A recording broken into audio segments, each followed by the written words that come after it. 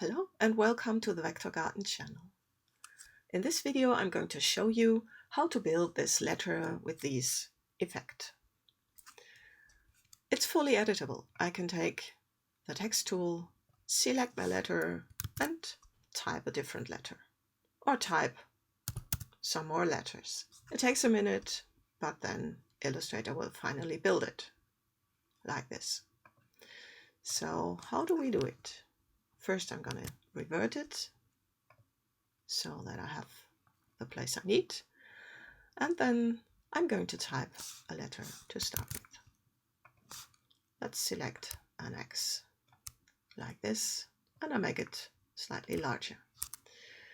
In order to build this, I need the Appearance panel. Window, Appearance. This is the German version. The first step is to get rid of the black color, which is by default applied to a letter, and I'm just going to set it to none. I'm going to apply the fills to the text object. In the Appearance panel, just click on New Fill. It gets black. We're going to return to this one later. So next step is we need another one, which is down here, and I'm going to apply a fill. We don't see this fill because it's below the black one. I'm going to move it up and we see it, and down and we don't see it. So first step is this needs to get larger. I'm applying Effect, Path, Offset Path. Apply a positive value to make it larger and make it rounded, like so. So the next step is we need the long shadow, and to get this I'm going to apply another effect. Effect, Distort and Transform, Transform. And down there I can make a few copies. And just to show you, I'm going to apply just some copies, and let's offset them. And you see, this is what happens. But the offset needs to be smaller, much smaller. I'm going to apply 0.1 and 0.1. And now we don't even see them, but let's make some more copies like this. Okay. That's it, basically. What this creates is a lot of copies, 100 copies, and when this effect gets expanded, you get 100 paths. And the handling of this is difficult when you want to use this for plotting.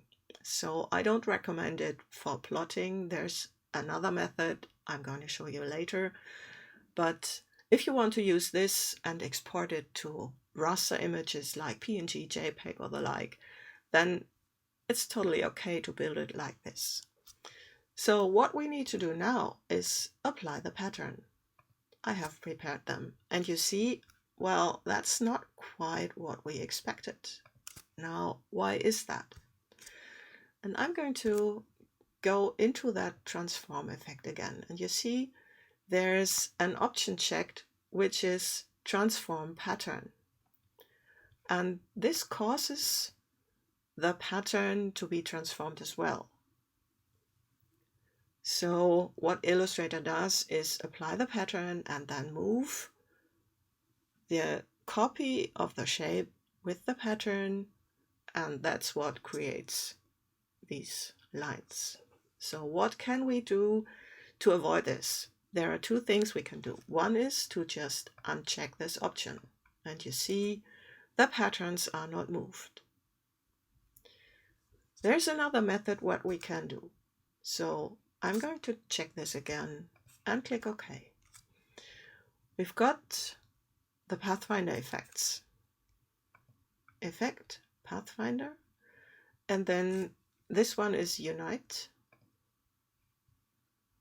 And let's move it below Transform. And you see what happens now is we've got the Transform effect that creates all these copies. And then I apply the Unite effect, which unites all the copies and then applies the pattern. And then we get what we want. So we have the choice. either uncheck this option or apply the Pathfinder effect. So next thing we need to solve is this needs to be transparent. This needs to punch. And to achieve this, I'm just going into the opacity in here and set it to 0. Now the black is gone, of course, but in order to punch it, I'm going into this opacity, which is the opacity of the complete object, and check knockout group. There needs to be a check mark in it, and you see this one is transparent. You see, fully transparent, just as we wanted it. That's how to achieve this fully editable thing. I can go in here and apply a different pattern, or I can take the text tool and just type a different letter and use this. You can make a graphic style out of it and use it however you like to. Now, that method for those steps, I'm going to zoom in here. Now, you see, we can't see those steps. They are just so small we don't see them, but they are present. You know, I can select this and I can go to Object, Expand Appearance, and then I will get, you see, a lot of anchor points here.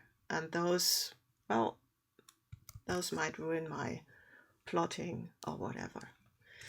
In order to make this clean, there are 2 methods, and I've described them all on this web page where you can read through it, how to do it. Second method is to just download a plugin and do it. So I hope you have some fun with that effect, and see you next time.